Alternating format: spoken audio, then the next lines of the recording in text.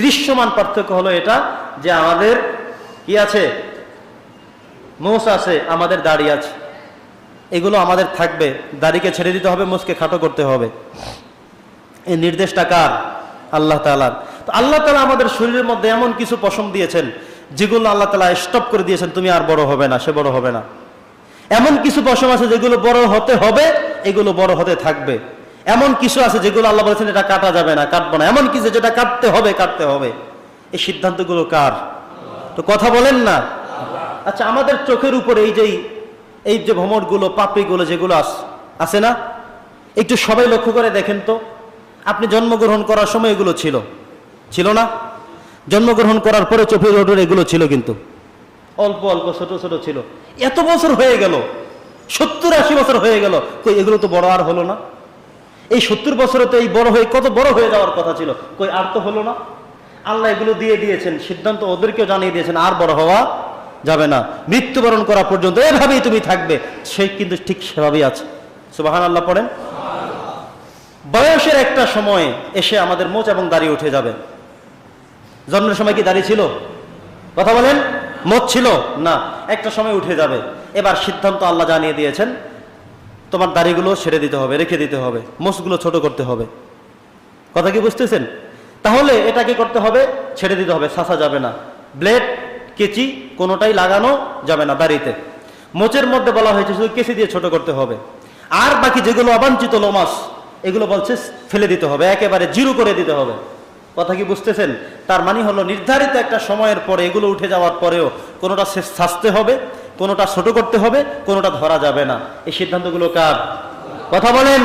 এবার আল্লাহ তাআলা দেখার পালা যে আপনি কয়টা মানেন, কোনটা মানেন, কোনটাকে কিভাবে করতে বলা হয়েছে এবং কোনটা আপনি কিভাবে মানেন। বন্ধুরা আমার, আল্লাহ তাআলার সৃষ্টির পরিবর্তে কোনো কাজ করা যাবে না, এর চাইতে বেশি কিছু করাও যাবে না।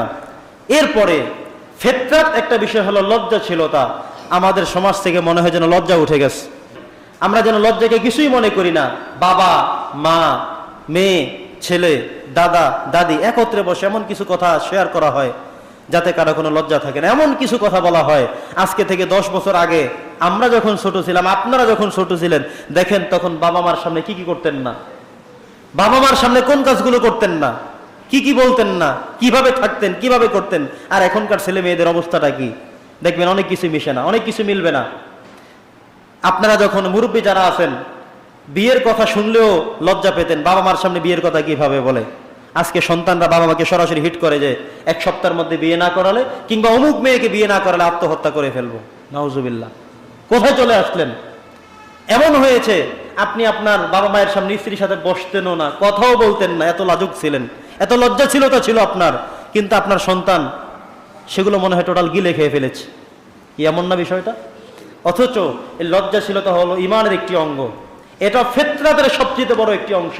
বিধায় আমাদেরকে লজ্জাশীল হতে হবে, লাজুক হতে হবে, এবং আমাদের প্রত্যেককে মনে রাখতে হবে যে আল্লাহ তাআলা আমাদেরকে যাকে যেভাবে দিয়েছেন সেভাবে আমাদের মেনে চলতে হবে। এর থেকে বেশি কিছু বলার কোনো সুযোগ আমাদের নাই। প্রিয় বন্ধুরা আমার, এবার আসুন, আমরা ফিতরাতকে অনেকে নষ্ট করে দিয়েছি। যেটা সৃষ্টিগতভাবে ছিল আমরা সেটাকে নষ্ট করে দিতে চাচ্ছি। সেটা কি? নাম্বার 1, আমরা হায়া, লজ্জা, সহনশীলতা এগুলোর কথা আমরা ভুলে গিয়েছি। সৃষ্টিগতভাবে আমার রব আমাকে পুরুষ করেছেন, আমাকে এটাতেই সন্তুষ্ট থাকতে হবে। সৃষ্টিগতভাবে আল্লাহ তাআলা যাকে মেয়ে বানিয়েছেন তাকে সেই মেয়েতেই সন্তুষ্ট থাকতে হবে। সিদ্ধান্তটা কার? কথা বলতে হবে, সিদ্ধান্ত কার? আর রিদা বিল কদা, অর্থাৎ সৃষ্টিকর্তার সৃষ্টির প্রতি সন্তুষ্ট থাকা। এখন আপনি যদি এসে বলেন যে না, আমাকে যে পুরুষ বানানো হয়েছে এটা আমি সন্তুষ্ট না, আমি মেয়ে হতে চাই, তা কি সম্ভব? কথা বলেন, সম্ভব কিনা? ট্রান্সজেন্ডার যেটাকে বলা হয়, বিধর্মীদের দেশে যেটা হচ্ছে, আমেরিকার একটা কলাম আমি শুনলাম, দেখলাম, সেখানে একজন পুরুষ নিজেকে মেয়ে দাবি করলো, স্বীকৃতি দিয়ে দেওয়া হলো। একটা সময় সে ক্রাইম করলো, অপরাধ করলো, তাকে জেলখানায় বন্দী করা হলো। তাকে রাখবে কোথায়? নিয়ে যাওয়া হলো মহিলাদের সাথে, তাকে রাখা হলো। কারণ ওখানে স্বীকৃতি দেওয়া হয়েছে যে সে যদি চায়, কোনো মানুষ, মেয়ে যদি চায় যে আমি ছেলে, তাহলে তাকে ছেলে হিসেবে বাঁচতে দিতে হবে। কোনো মেয়ে যদি চায় আমি ছেলে, তাহলে ছেলে বাঁচবে। কোনো ছেলে যদি চায় আমি মেয়ে, থাকতে চাই, তাহলে তাকে সেটা অনুমতি দেওয়া হবে। তো ছেলেকে যখন অনুমতি দেওয়া হলো, যাকে ট্রান্সজেন্ডার বলে, যেটাকে বাংলাদেশ প্রমোট করতে চেয়েছিল, চালু করতে চেয়েছিল, কিন্তু ওলামায়ে কেরামদের হুঁশিয়ারির কারণে, আপনাদের সজাগ থাকার কারণে এটা তারা করতে পারেনি এবং ভবিষ্যতে পারবে না বলে ইনশাআল্লাহ।